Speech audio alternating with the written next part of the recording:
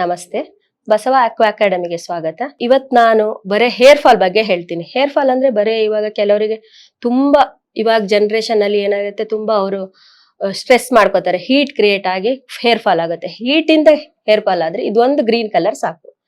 Just ನೋಡಿ, ಇಲ್ಲಿ ತುಂಬಾ ಸಲ ವಿಡಿಯೋಸ್ ಅಲ್ಲಿ ಹೇಳಿದೀವಿ, ಈ ತರ ಹಾಕ್ಬಿಟ್ಟು ಈ ತರ ಸುತ್ತ ಕೂಡ ಗ್ರೀನ್ ಕಲರ್ ಹಾಕಿ, ಈ ತರ ಇಲ್ಲಿ ಕೂಡ ಗ್ರೀನ್ ಕಲರ್, ಇಲ್ಲೂ ಗ್ರೀನ್ ಅಪ್ಲೈ ಮಾಡಿ, ಎರಡು ಬೆರಳಿಗೆ ಈ ತರ ಗ್ರೀನ್ ಕಲರ್ ಡಾಟ್ ಹಾಗೂ ಸುತ್ತ ಹಾಕೊಳ್ಳಿ. ಹೇರ್ ಫಾಲ್ 15-20 ದಿನ ಅಥವಾ 1 ತಿಂಗಳು ಕಂಟಿನ್ಯೂ ಹಾಕಿ, ಆದಾಗ ಹೇರ್ ಫಾಲ್ ಕಡಿಮೆ ಆಗ್ತಾ ಬರುತ್ತೆ ನಿಮ್ಗೆ. ಇದೊಂದು ಒಳ್ಳೆ ಬೆನಿಫಿಟ್ಸ್ ಆಗುತ್ತೆ ನಿಮ್ಗೆ, ಆಯ್ತಾ.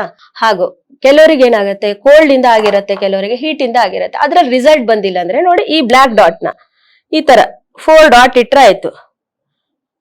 ಈ ತರ 4 ಡಾಟ್ ಇಡ್ಸಿ ಎರಡು ಕೈನಲ್ಲಿ ಇಟ್ಕೋಬೇಕು.